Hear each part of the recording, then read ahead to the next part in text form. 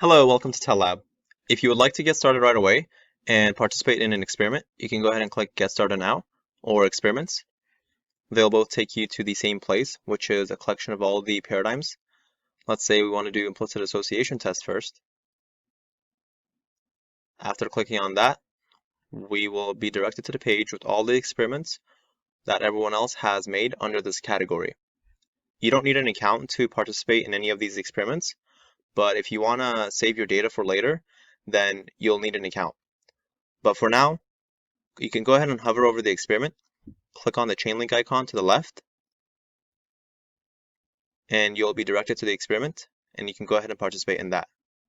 If you would like to design your own experiment, then you'll need an account as well. So go ahead and click on Sign In, Register. You'll need an email address and create a password. Register again. I already have an account, so I'm going to go ahead and sign in.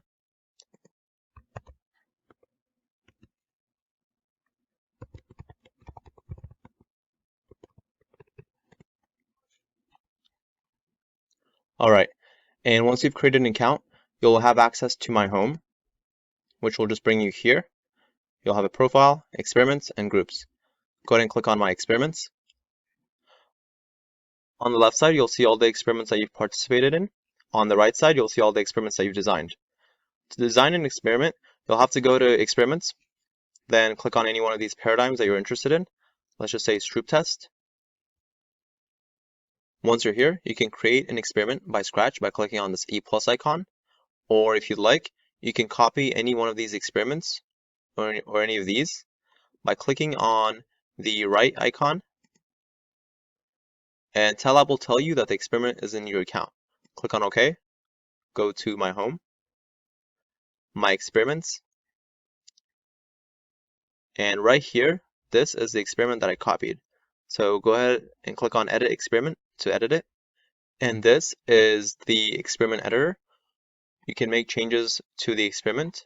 And once you're done doing that, you can go ahead and click on Save.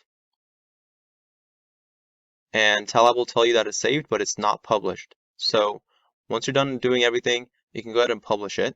I didn't make any changes, so I'm not going to publish this experiment. But if you were to publish it, then it'll show up under the paradigm that you created it under. So it was Stroop test. Note that mine isn't going to show up because I didn't actually publish it, but I'll show you where yours would show up, which would be all the way at the bottom of the Stroop test category. So there's that. To gather data, the easiest way to let your participants know where your experiment is to just copy the experiment and send it to them. And to view your data, go to My Home, My Experiments, and then right next to the Edit Experiment icon, there's a Download Results icon.